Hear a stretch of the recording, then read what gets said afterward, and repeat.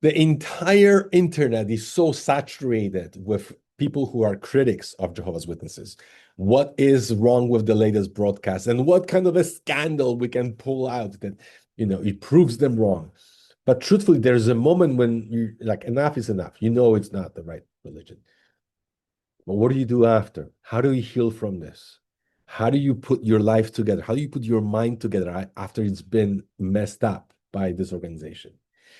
Please do yourself a favor and join us for this extraordinary event. You're going to talk to psychiatrists, you're going to talk to hypnotherapists, you're going to talk to coaches. They're going to show you that there's a lot of stuff in there that unfortunately can stay with you for a very long time, sometimes for life, unless addressed. Well, we're doing this because we know it's needed. If you want to meet Kate, if you want to meet us in person, we want to see you in Birmingham, March 21, 22. All the details are in the description. You can book everything online from feartofreedom.ca. Hope to see you there. Thanks.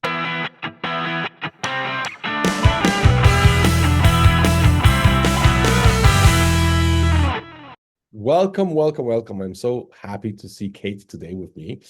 Kate, I don't want to say too much. I want you to tell us about what is your past with JWs. How did you become a Jehovah's Witness? And what was your turning point? What happened to turn things around? Where you are right now? But let's start with first, like introduce yourself. Where do you live? Where are you from? And what is your history with JWs? Sure. So I'm Kate Satrettin. I'm a psychotherapist and I live in the UK. I was born in Liverpool, up north, but for the last 25 years I've been living in Kent, which is in the south of the UK. I was born and raised a Jehovah's Witness. So my mum was raised a witness too, and my dad was recruited in as a young adult. Okay. You I have siblings? Yeah, and I've got a sister as well who still lives up north. Is she a JW? She was, but not baptized, and she left the organization before me. Oh, wow. How about your parents? My dad was disfellowshipped, and my mum left out of loyalty to him. So out of my family of four, I was the last one in. Okay. Okay. All right. So quite an interesting story. So you were raised in, at what point you started, I don't know, questioning what was the turning point for you? Um, it was all I'd ever known, so I enjoyed being a witness at the time. You know, I had friends in the congregation. My maternal grandfather was an elder, and so there would be certain privileges as part of that. Mhm. He was very much someone who organized the conventions and the assemblies. So I would help out with those from a very young age. And I liked all of that element of being a witness. The turning point for me, I think, was when my dad was disfellowshipped, because my whole world at that point was turned upside down. He was disfellowshipped for questioning the Oh, doctrines. So that was very tricky. I am I'm very curious. How did your mom react? Because this, I mean, it happened in my family. I started questioning, and my wife didn't, and we have two kids as well. But Mhm. what was your mom's reaction? Because that usually is a huge rupture in the family. Yeah, it was. And, you know, she was shocked, but I suppose it was kept from me and my sister because we were children, what was going on behind the scenes. But it was my grandfather who sent the disfellowship letter to my dad. So it caused a lot of friction and upset within our family itself. And then obviously the aftermath of that. My mum, um, without question, wasn't going to stay in the organization without a husband. So for her, it was very, very hard. You know, she was in her 40s. There was a lot of crying going on at home, lots of upset, lots of anger. But a lot of it was kept from my sister and I. How old were you guys? So I must have been about 13, 14 at the time. My sister's 4 years older, so she probably would have known a bit more of what was going on, but she'd already left.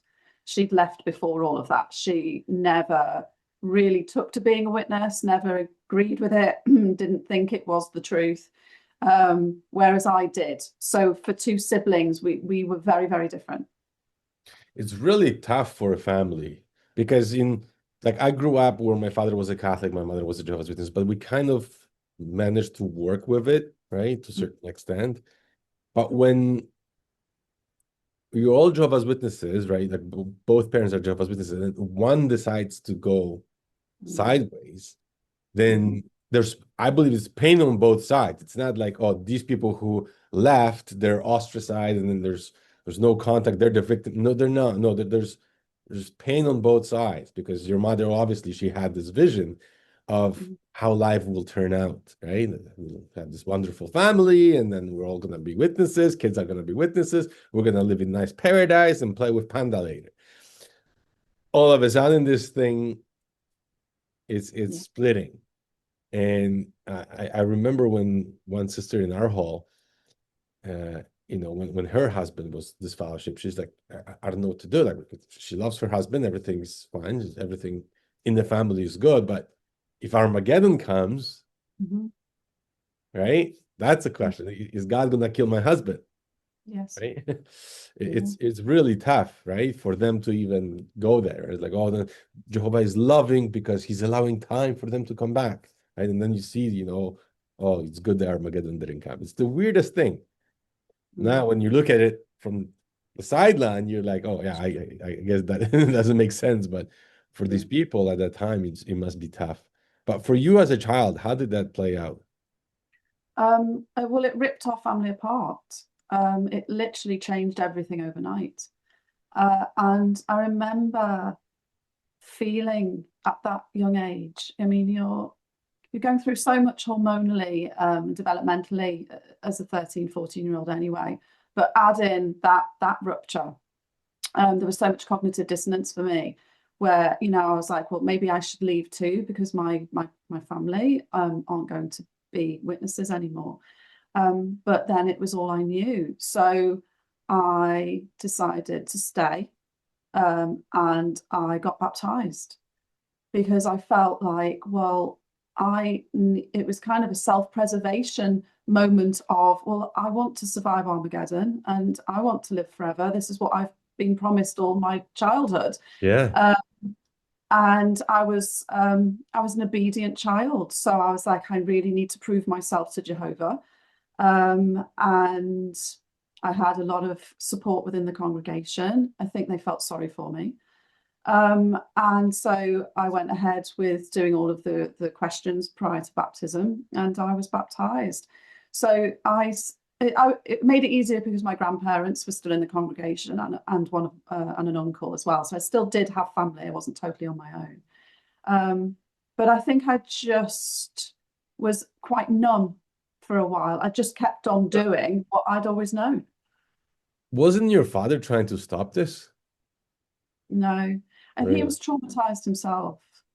When you're disfellowshipped and you're treated like you're dead, there's a lot that goes on with that psychologically. And he got diagnosed with a chronic health condition, ME.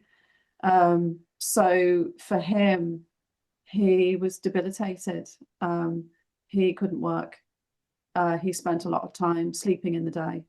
And he was in a distraught state on antidepressants. So it was very, very hard watching that. You think that the fact that he was disfellowshipped and treated this way contributed towards his illness? Absolutely. Not at the time did I know that, but now in hindsight as a therapist, somatically, absolutely. Wow.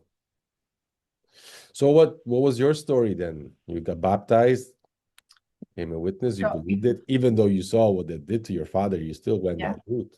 Wow. Yeah, because it was, I suppose, survival instinct. Stay where you feel you're going to survive and and get the rewards. Like I'd lived my whole life believing that Armageddon was around the corner. Right. So I'd spent a lot of time on the ministry work.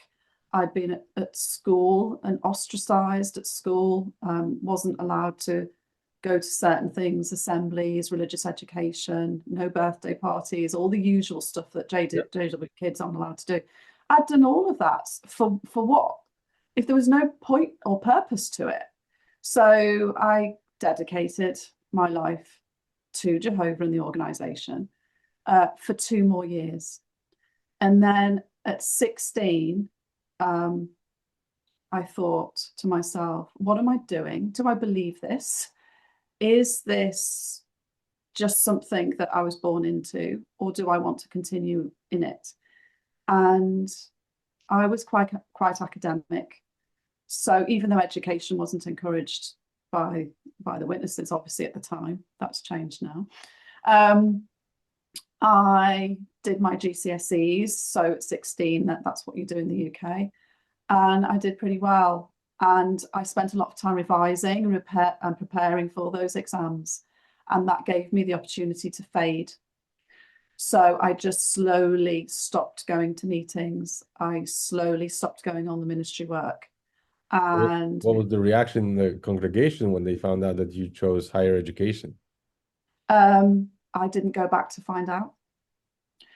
So because I'd done it in such a through the back door way, although obviously I saw my grandparents a lot, they were actually very good. They were supportive. They understood that I had chosen my own path, and I still had a good relationship right up until their death. But they were still witnesses. But I didn't get anybody contacting me trying to encourage me to go back. Wow, that's surprising. Mm. Usually they're pretty Yeah. pretty strong about that, right? Yeah. Okay, And I cool. wonder if I wonder if my grandfather had something to do with that he was protective of me as his Maybe. granddaughter. I don't know what went on back then, really. My memory of it all is quite sketchy. And of course, they knew that my parents weren't witnesses anymore. So yeah, I think it could have been a lot worse if they'd have tried to coax me back. But at that point, I just didn't go anywhere near the Kingdom Hall. When you went to school, and now, first of all, why did you choose this subject? I'm curious. Which subject for For your my school, for your to become a therapist. so I didn't know I wanted to be a therapist when I was at school. All I knew was that I was interested in how people function. So I did subjects that led up to me doing a degree in psychology and then a master's in psychology. So I did that because I needed to perhaps know how people functioned and why, but it wasn't really to do with my cult experience at the time. It was more of this is interesting. I can go from one institution to another. I can go from the witnesses to university, and it still feel like I'm being looked after. So it felt like a safe option for me, and the subject interested me. But it wasn't so that I could become a therapist at that particular time when I was young. I spoke with one therapist who went to school as a witness, and she said that they were discussing high control groups. Mm-hmm. And even though now that she thinks about it, almost every point fits with Jehovah's Witnesses, it Yes. still didn't click in her No. that the Jehovah's Witnesses could be a high control group.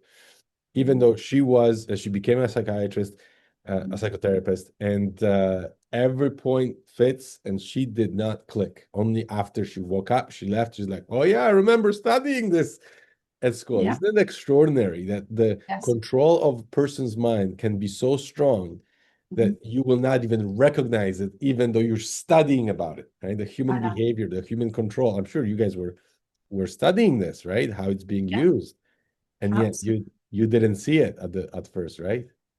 No, because I was in a bit of a limbo state. I think I was in a state of shock now. And we are now knowing complex trauma. I think the religious trauma that I'd experienced growing up and that spiritual abuse and that coercive control and manipulation that that I'd had in the witnesses, it blocked me from really being able to think consciously. So I floated through life for a long time, not really doing a deep dive into the emotional impact of being a witness. And that only came later when I decided, after working in many different jobs within mental health, that I wanted to become a therapist. And part of becoming a therapist is having your own therapy. So that was a real turning point for me, that then I became a client. And I had a therapist who hadn't had a former witness before, but she was very, very trauma informed. And by being able to retell my story to her in great detail, it helped me revisit it and work through it and understand what I'd gone through. And I did that for 5 years. Now, a lot of witnesses discourage therapy, right? Why do you think that is? I have no idea. I think it's fear. Because I think for me, it was my it was my savior. Education was my savior initially, and then therapy was. Because what happened with me when I started waking up, and the first thing I thought is like, I gotta go to therapy. I can't handle this. It's too much. Yes. But I was scared. I was literally scared of going to a therapist because what if I'm wrong? Now I'm gonna go to a therapist. I'm gonna tell them a whole bunch of things about Jehovah's Witnesses.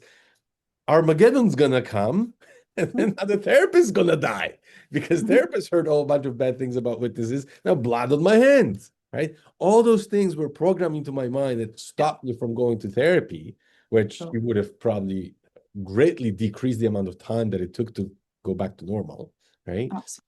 But what would you say to people who maybe are on the fence? They're like, well, I don't know if therapy is going to help me, or they're afraid they're not going to be understood, because that's another challenge when they go to a therapist who has never been a witness.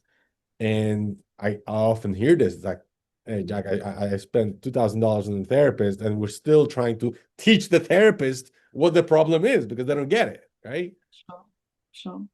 The thing is, though, my therapist wasn't a post-court counsellor like I am now. That's my specialism, is religious trauma. And that's what I do with many former witnesses. They come to me because they know I'm a former witness. So they don't have to explain anything. And that takes out a lot of worry about it. Yes. But with my therapist, she understood narcissism and coercive control.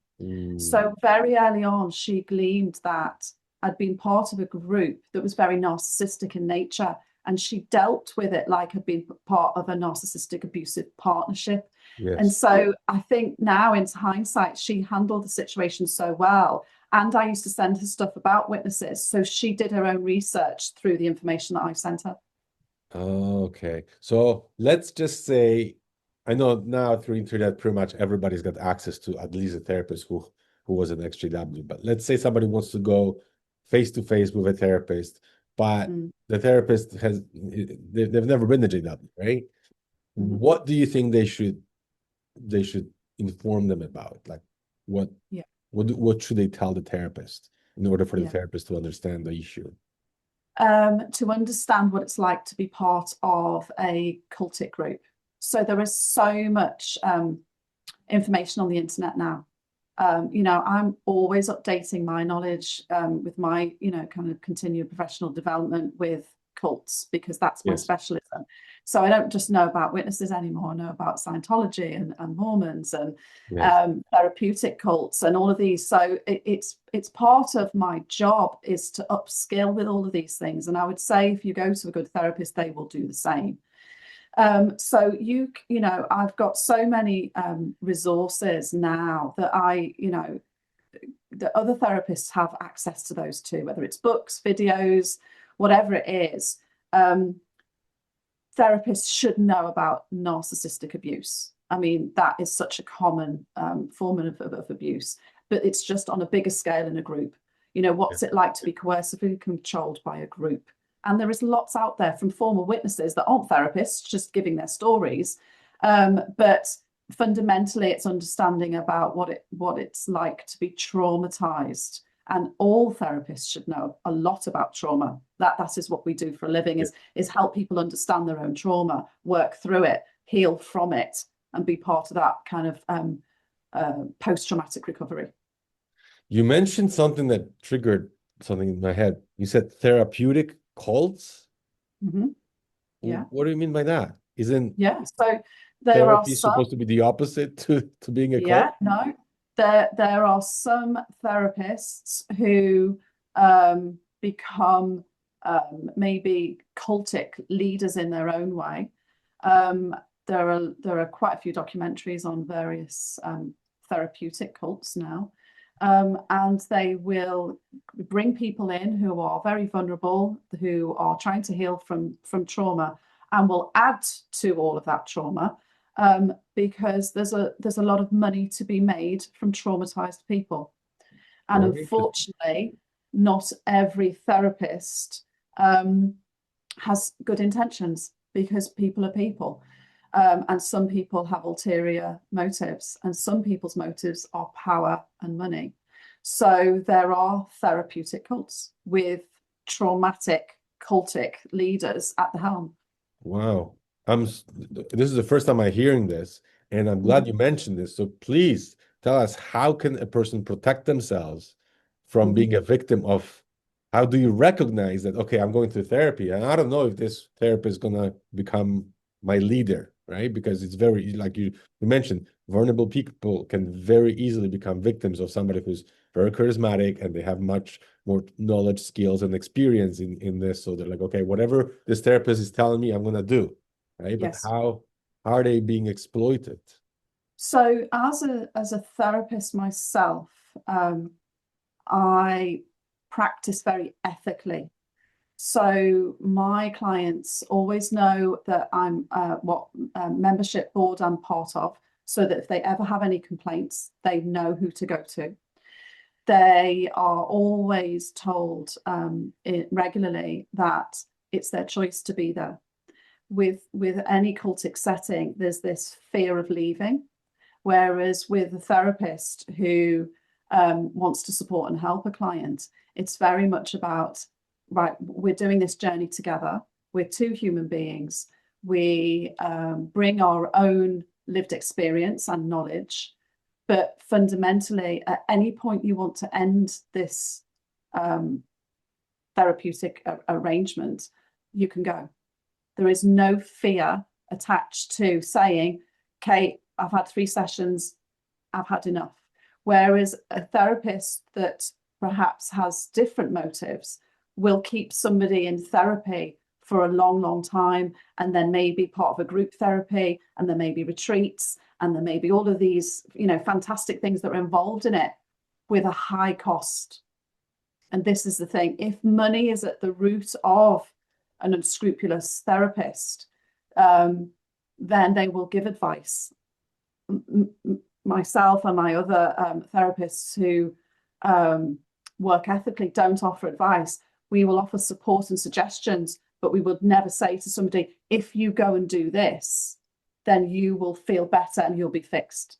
It's about a journey of recovery where we're thinking, okay, based on research, based on experience, these sorts of things have helped, but it's down to the client, who knows themselves the best, to decide what things they try.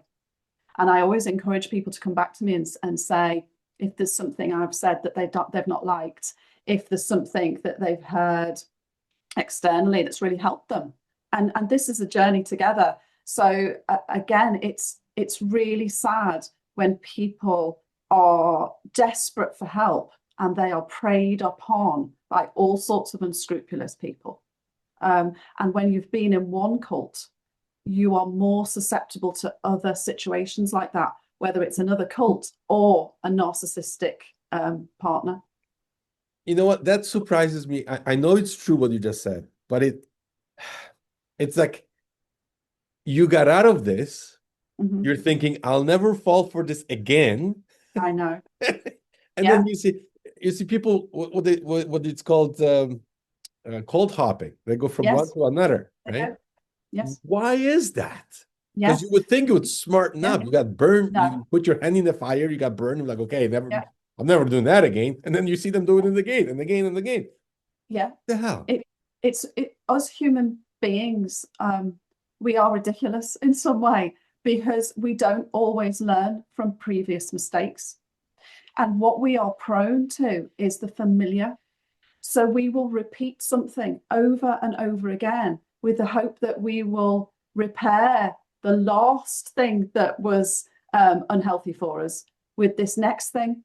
And so we on a repeat until we stop that cycle, until we acknowledge that we are susceptible or prone to abuse because it's our familiar. It will keep happening again. And so when you're acknowledging that, and you can go, do you know what? I can see the red flags now really early on. And if somebody or a group is doing something that I feel doesn't feel right in my nervous system, that gut instinct, listen to it. And you in therapy, you empower people to listen to their own feelings.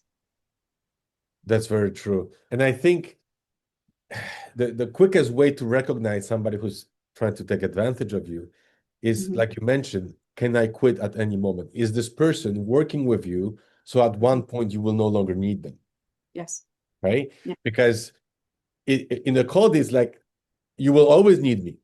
You will Yes. never manage to be on your own. You will never do this without me, right? While if you go to any school or any education, there is a point when you That's it. graduate, thank you very much, and you're on Yeah. your own, right? We did our best. And when you're attaching yourself to a therapist or whoever, and they say, oh, you will always need me. Keep coming back, keep coming Yeah. back. There's more issue, there's more problems. I can help you, right? Then it becomes dangerous, right? It People does. are 10 It does. years later with the same therapist and the same issue and not resolved. It's not the therapist is the problem, it's you. Like And this you is got the to thing is switch. that, yeah, I offer open-ended therapy. So I never say, right, um, this is the number of sessions that I think you may need. But people ask, they want to know.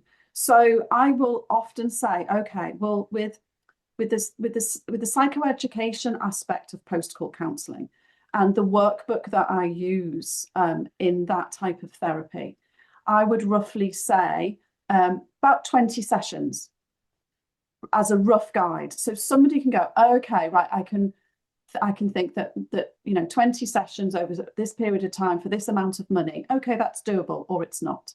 That somebody has a rough guide.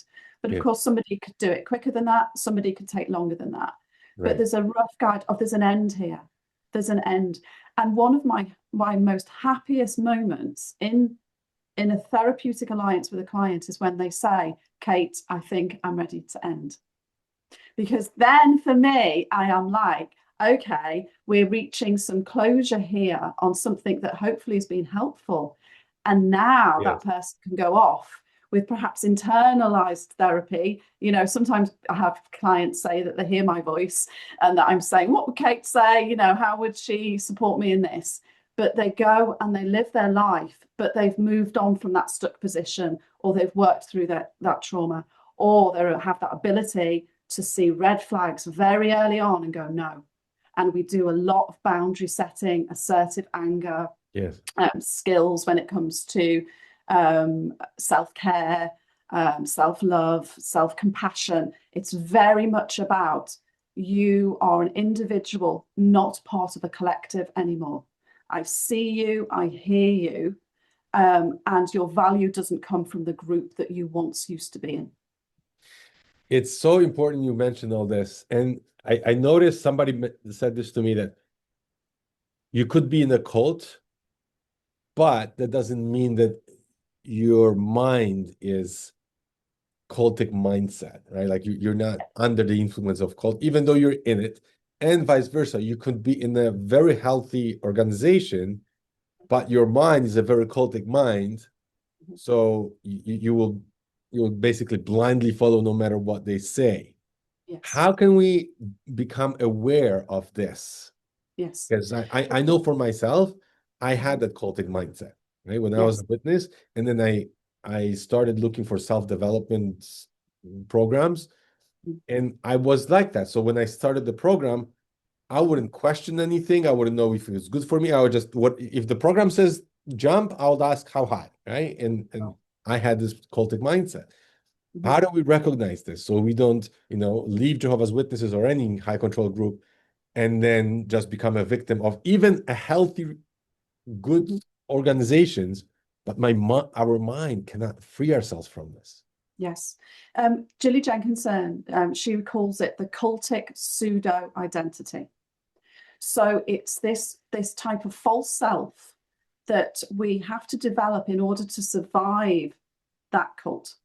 So we become the brother, the good sister, the one who does lots of ministry, answers up in meetings, all of this. We want to be the best we can be, the most obedient, the most pliant, Yes. in order to survive that experience for the end result, the whatever the promise is. Um, when you identify that you had to be a certain person to survive that experience, you then have to carve out who you really are now post cult. So we do a lot of work in therapy about who are you and why are you doing what you're doing. So I always question when someone says to me, "Oh, I did this." Oh, why is that then? What were your what was your process of making that decision? Did you know there were other decisions that you could have made that could have been equally as good? Oh, okay. And what we do is we make the unconscious very conscious. So it's kind of like an awakening where you're thinking, okay, I had to be a certain way to survive that experience. But now, post that experience, who am I? And it's like starting again. It's a reset. Yeah. Yeah. I remember I started talking to some coaches Yeah, and I was like, just tell me what to do. And they're like, oh, yeah, no, we're not telling you to. We're not going to tell you what to do. You got to choose for yourself. You got to go deep inside and choose what is it that aligns with your personality, with how you define yourself. And I'm like, you don't understand. Since a witness, since my birth, I was a witness. They told me who I am, what's right, what's wrong, absolutely. what's my identity, how to make decisions. I'm lost because I need that frame of reference for Yes. somebody else to tell me, oh, if I go right or if I go left, this would be okay. That would be wrong. And Yes. without somebody else telling me, I felt like, how do you make decisions now? Right? I know. And a grown man. It's like, I know. already married, kids, running a business, and I still felt Yeah. so like a teenager that needs mom and dad to tell him what's wrong, right? Is that But this is the crazy? thing, is that not only as witnesses do we have our own families, we may have parents or caregivers of some sort. We have the parental organization who makes our decisions for us. They Yes. take away the autonomy and it makes you feel debilitated.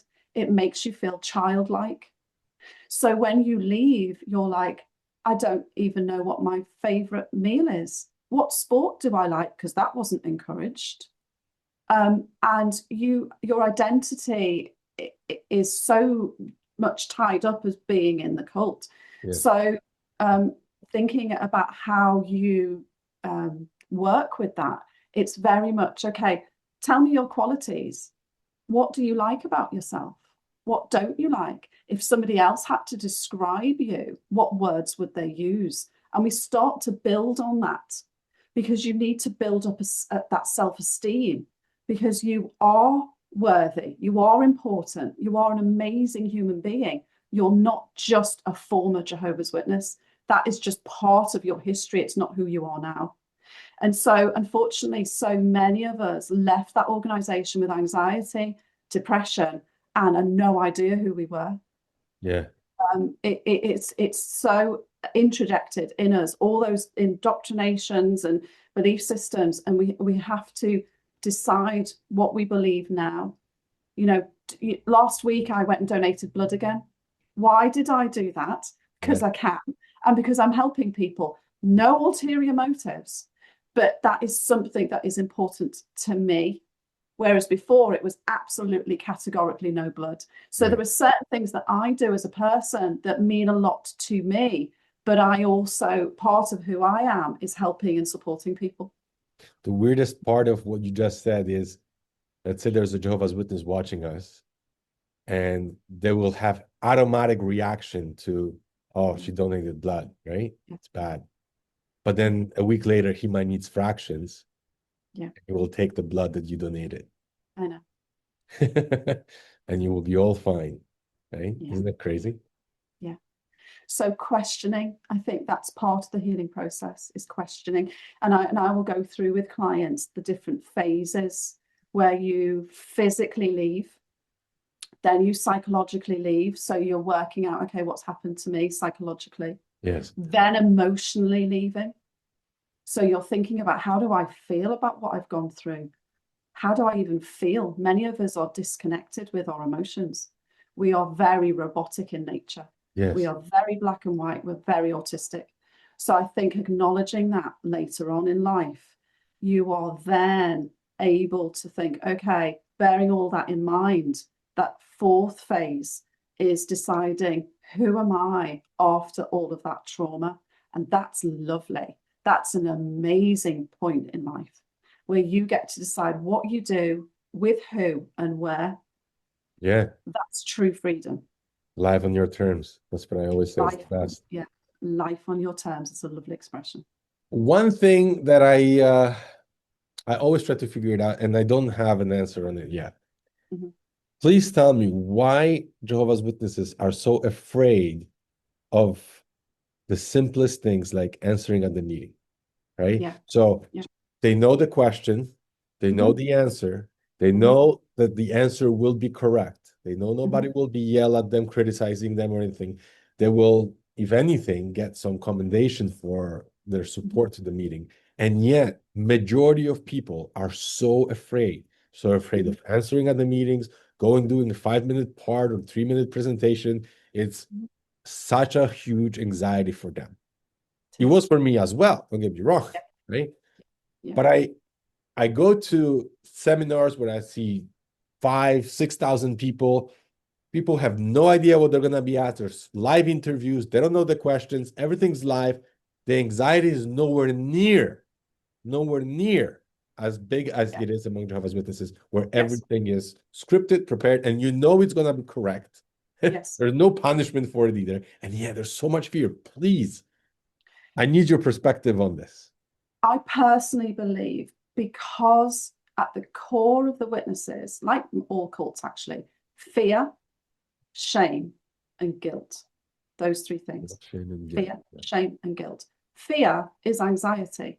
So we are raised in an environment of anxiety because we are told we are always being watched by each other to report back to the leadership, but fundamentally by God. So that sense of anxiety is massive. Add into the fact the expectation of us to publicly perform from a very young age, whether that's on the platform, giving talks or role plays, dramas, or on the ministry. We are expected to, from a too young an age, to perform. So many of us former witnesses still suffer with performance anxiety because of the fear of judgment, and because we are always in the spotlight. Because if we do anything that is seen as being messing up in any way, that we will bring reproach on the organization and on God. So we are constantly in a state of paranoia, which feeds the constant anxiety. Because the smallest mistake would have a huge consequences, and constantly being judged and watched. Yes. Yeah, you're right. Because if the expectations are really high, and a lot of times we just throw those expectations on ourselves. It's not that somebody's there telling us, hey, brother, you got to do more than 7 hours. Right? It's just we do it to ourselves, right? Because of the way they frame everything. And it's a doomsday cult. So the consequence of messing up is death.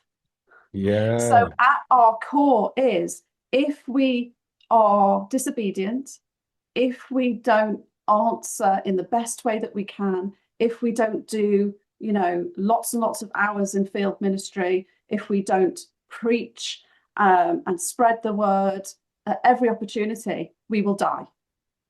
So we end up I think you death hit it. complex. I think you Yeah, hit it because our subconscious mind will do whatever it takes yeah, to survive.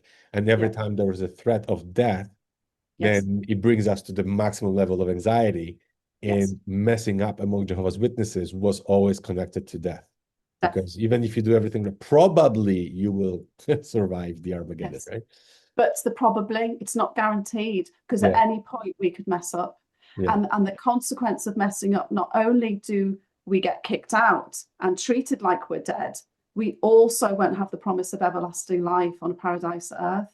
So internally, we just stay possibly in a state of anxiety, yeah. and everything triggers us back into that catastrophization of the end of the world is coming. Everything that I do that's not quite right will end in disaster.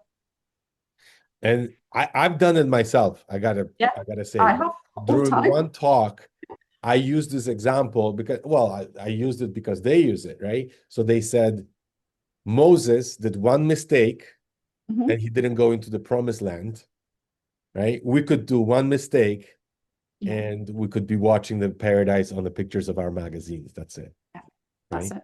And Yeah, that was my like key point in my talk, yeah, right? And just yeah, imagine what kind of anxiety that created in people that were listening. It's crazy because you're like, oh yeah, I never thought about it that way, but it could be just one mistake, right? yeah, You sin against the Holy Spirit and you're done, right? Like you, yeah. it's So this is why many of us have such anxiety and panic disorders.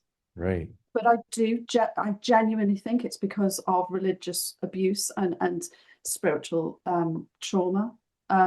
Because the impact, I see it all the time in my practice.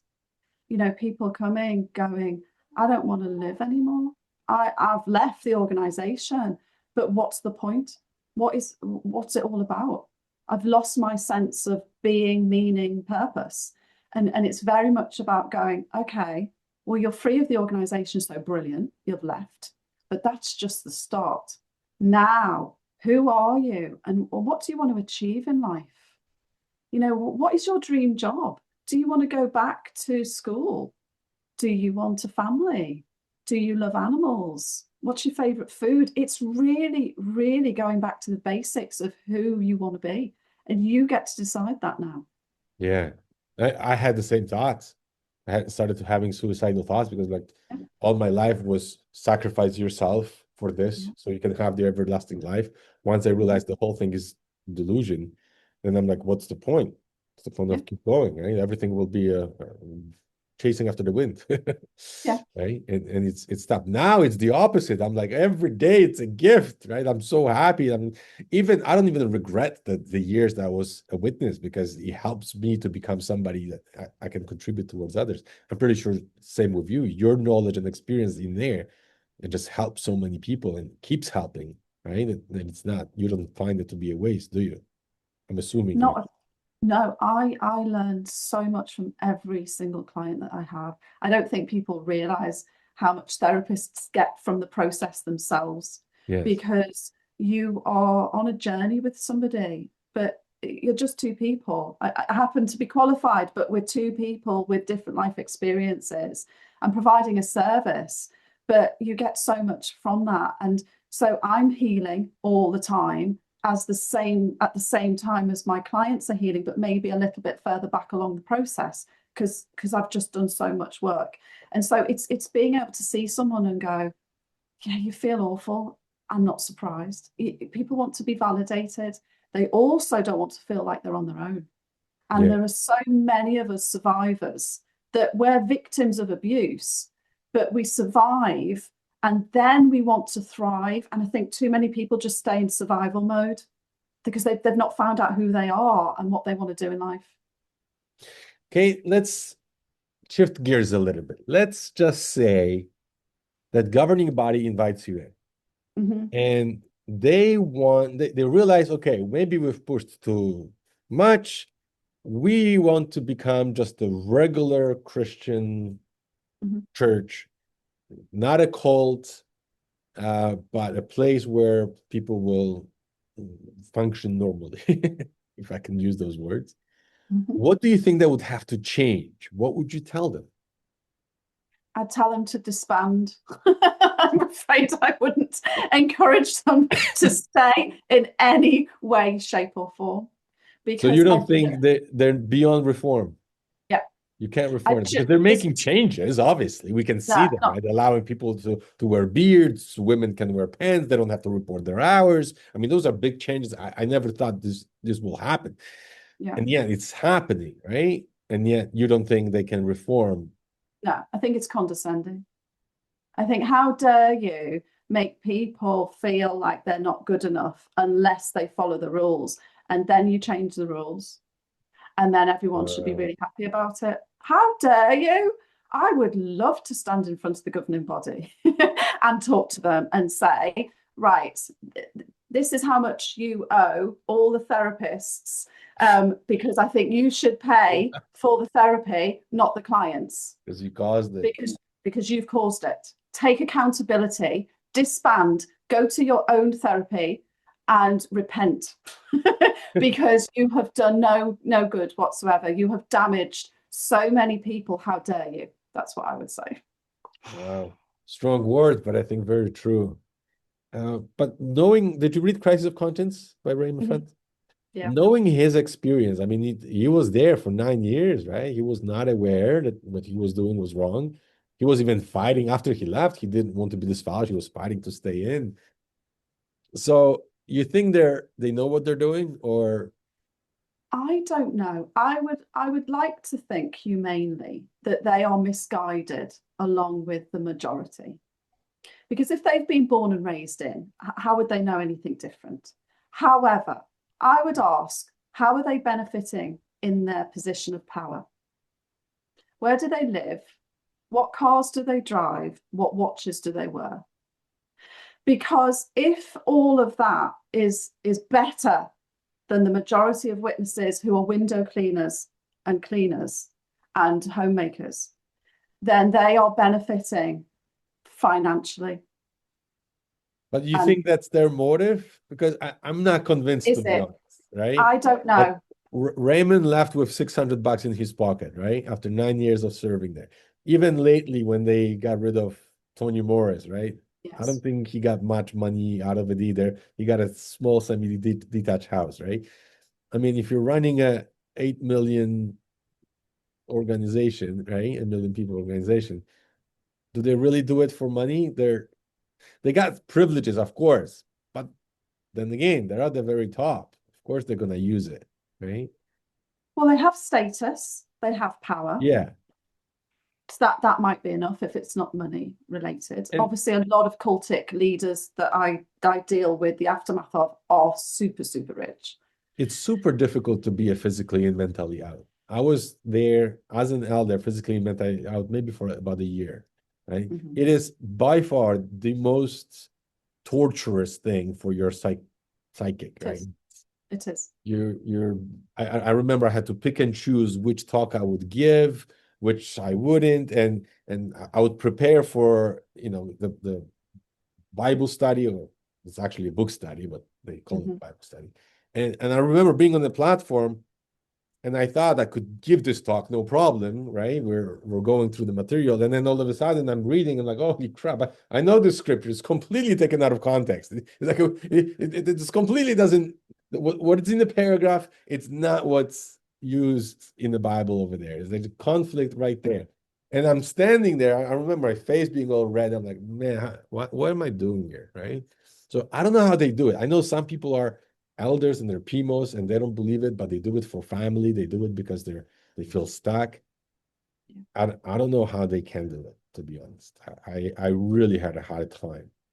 And I do have empathy. I have empathy for anybody that's in a cultic system, because you are suppressed, you are trapped, you feel that you're doing the best for you and your family based on what you're being told, and that's going down through the generations. Yeah. it's, I suppose, the realization of what you're part of isn't true, that it's all a lie. That's really hard to get your head around when you've dedicated so much time and energy into something, that sometimes people will stay because the thought of leaving is worse than staying.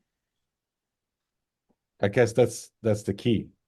The thought of leaving, the pain of leaving is bigger than the pain of staying. The moment it switches, right?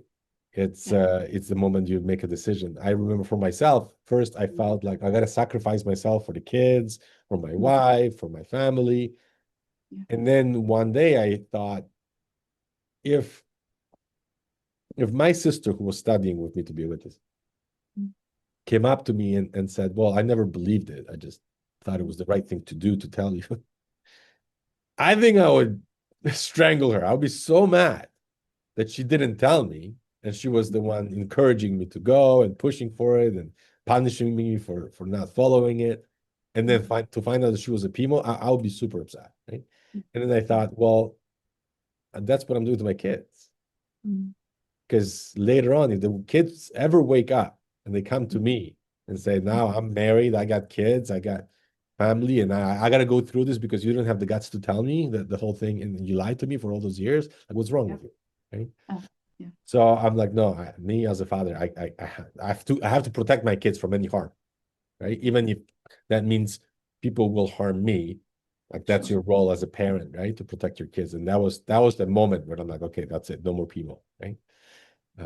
But I'm not blaming anybody or judging people who are PMOs, because I was there for a couple of years at least, right? For more, like almost 4 years of PMO. So I get it. I get why people stay and why it's so difficult to leave. What would you say to PMOs, to people who are physically and mentally out? I would say leave as soon as you can when you feel ready. Plan ahead. Yeah. Like I would say to somebody that was part of an abusive relationship, I would never say, go. That's not my place to say. No.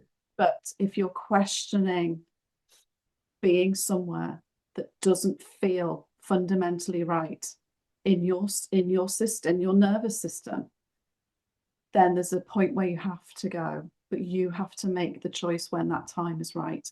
And when you do that, you then become like a trailblazer for others, because it's other people that are watching your actions more than hearing what you're saying that counts. Yes. So for me, my children were never raised as witnesses, but they know I was, and they know certain elements of what it was like for me being a witness child, but they will never live that because I protected them from it, because I've not raised them in a cult. So when I have people who say, I've left, but my children are still in, I have massive empathy for that. And I just say, maybe over time, something will happen. There will be a catalyst for change. And the hope has to remain that they too will leave. But there's no point doing the blame game, that it doesn't get you anywhere. But there are stages that you go through, like you do when you go through grief. Yes. Anger is a big part of that. You're angry at everybody. How could you lie to me? And then now if I see witnesses out and about, I feel sorry for them, and I'll speak to them and I'll say, I'm a post-cult counsellor. I used to be a witness. And they'll go, oh, do you want to come back to Jehovah? And I'll go, no, I'm really happy not being part of the organisation now. But if you ever want counselling, you can find me online. and I'll make it a jokey, light thing. But I'll say, look, I left. I'm in the world now, and I've not died. And I'm not a prostitute, and I'm not all the things that they tell, drug addict, and not all the things that you're told that worldly people are. That's right. I'm somebody that has created a career to help others because I was really harmed in my cult. Okay, let's say somebody wakes up, okay? They become PMO, and then they eventually left. But there's still a mess. Majority of witnesses, unfortunately, they're not educated and a lot of times struggling financially. They don't have the money to invest in themselves, and they have a lot of mental blockages about investing in themselves. That's another problem. But they usually were okay with reading books. Yes. Which books would you recommend for self-growth? Because we all know crisis of conscience and a whole bunch of stuff that we can research about witnesses. But there is a moment when you're like, enough is enough. I know it's not the true religion. I know I don't want to be part of it, but I still have a lot of psychological issues. I want to Sure. grow. Yeah. What is that you would recommend for them? I would I've got a list. I mean, I'm an avid reader, and reading has really helped me understand psychological theories, cult abuse, and testimonials from survivors. So I would always recommend that if somebody can't go into therapy for all sorts of different reasons, that they do get the Walking Free book. I know you've got it, Yes. but this is the type Fantastic book. it, Fantastic. honestly, I've read and I know that that I use that for Show us the my book again so we can see yes. exactly the Okay. title and Yeah. the So author. Walking Free from the Trauma of Coercive, Cultic, and Spiritual Abuse, a workbook for recovery and growth. So Dr. Gilly Jenkinson, who wrote this book, she trained me and other affiliates to work with this Walking Free model. So it's so specific for people who have had a cultic experience or coercive control, whatever you want to call it.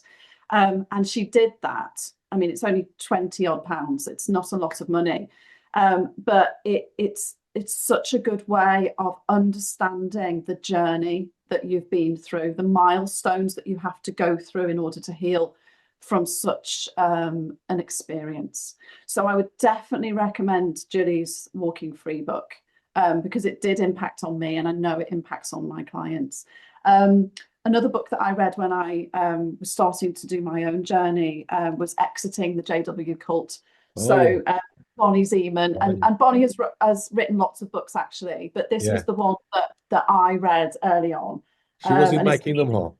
was she? Earlier, like Ah, we never met, right? She yes. lives in Canada. She lives in Ah, Montreal, I think. oh, brilliant. But when I started reading her book, Yeah, right, I'm like, that's a yeah. picture of my Kingdom Hall. Oh, I love that. So yes, I'd say Bonnie because she was a witness and she Yes, knows her stuff.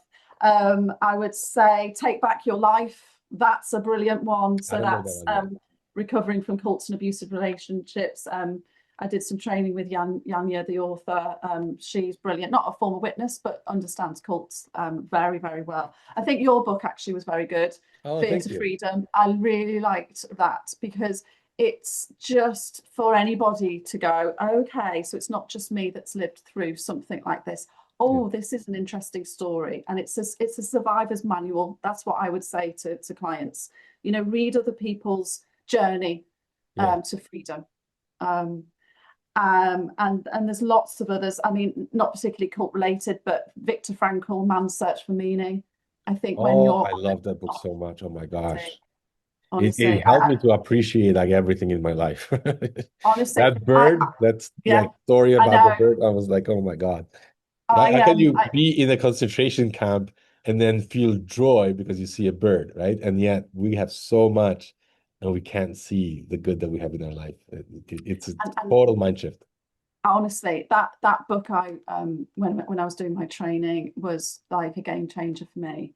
And I went to Krakow last year, and I took this book with me because I went to around Auschwitz and Birkenau. It was such a moving, powerful experience, and I got a tattoo of a bird in Krakow before Oh, I left. wow. Gosh, So, I went there last year too. First oh, time in my life. brilliant! Although I was born in Yeah, Poland and yeah, yeah. I was close to it, but last year was my first time when I went to visit, right? Amazing. It's Amazing. So these experiences that people have gone through, although they are massively traumatic, that we have to think, okay, how have they survived? How have they got meaning and purpose from what they've gone through? And often it's about how do we help ourselves whilst helping other people? Because that compassion and that need for a community spirit, that camaraderie, that was nice as being a witness. We were all together as a group.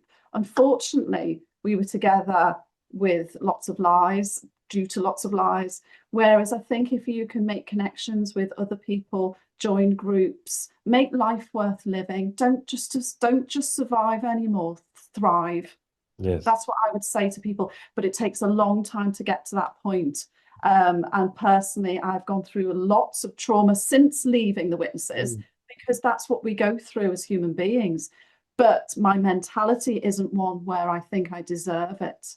And I don't think Jehovah is watching me. And I don't think people are going to, pick me, kind of tell me off all the time for doing things. I've kind of got rid of those fearful interjects.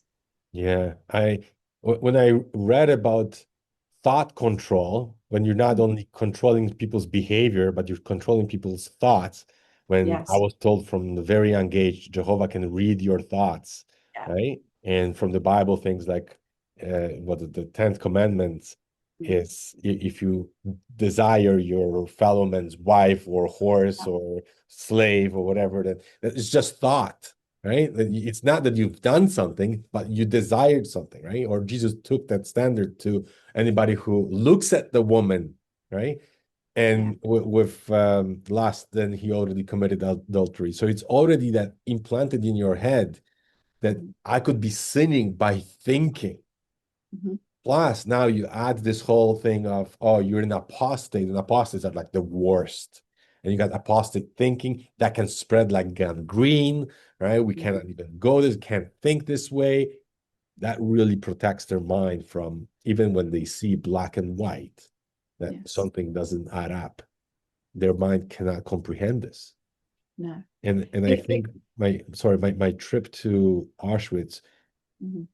everybody's blaming Hitler, of course, right? Really bad guy. But I was thinking like, well, Hitler wasn't here in this camp, right? It was his Yeah. people who were before regular people. They were farmers, they were mechanics and electricians and people who went to church and pray and Christians. And yet they took a gun and they said, no, we're gonna make some mess over here. And at the end, when they tried some of these people, they said, well, I just followed orders. And they all Yeah. justified it. They had no problem. So we're thinking, oh no, we're immune to it. We've learned better. No, propaganda is real. It's very strong. Indoctrination can happen to anyone, no matter how smart you are, how educated you are, and you could very easily switch and become and make some really big damage, Yeah. and cause harm to others because in your head it's Yes. justified because of the president told me to do so, Exactly. right? My Yeah. God told me to do so, my prophet told me to do so, and I'm just doing his will. I'm just a vessel in his hands, right? Yeah. And you have to take accountability for decisions that you make. Yeah, It's easier to say, well, they just told me what to do. yeah. No, form your own thinking, your critical thinking. Become somebody that is an unapologetic apostate. I don't even like the term necessarily apostate. I think it's a free thinker. It's a humanitarian. It's Mm, somebody that will stand up for justice, I for like it. social justice, and anti-prejudice of any kind, because people are fearful of difference. But if we embrace difference, then we're not afraid of it anymore. So we're taking away the fear and the anxiety that was drummed into us. That takes a lot of grueling work, but my goodness, it's worth it. Yeah, for sure, for sure. And we have so many people now who are willing to help, so many tools, so many books, so many YouTube channels. It's no longer an excuse of, oh, I had no access to it, right? So what is it that maybe the last message, I don't know, you want to wrap this up, and if there's anything I didn't ask you but you would like to share, please let us know. Um, that being part of a cult is probably one of the most difficult things a human being can go through, because you don't feel your mind is your own. Once you start to embrace that sense of freedom and you build up confidence in yourself, you start to listen to your heart, your desires, your Mm, feelings, um, and you start to live life properly. You don't need a cultic group to feel like you have worth. So I would say invest in yourself, invest in you, because mm, as soon as you start to feel like you're a bit lighter, you're a bit healthier, you're making conscious decisions, you're choosing whether to go somewhere or not, that then you can start to help other people. And so make your life worth living. Wonderful. Thank you very much, Kate. I always say, listen, if you were a witness, you would put so much time into all the meetings, all their magazines to read, all the door to door. If you just exchange that time for self-development, absolutely, you're gonna be an expert in 2, 3 years in whatever field that you choose. absolutely. So you don't feel like, oh, it's too late for me. No, it's not too late. I've seen people who went back to university in their 50s, right? Absolutely. And then they're fine.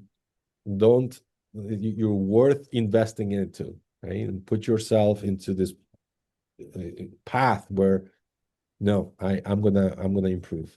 Thank you so much. I want so many people to go and watch this. That's one, but I want them to also see you in person.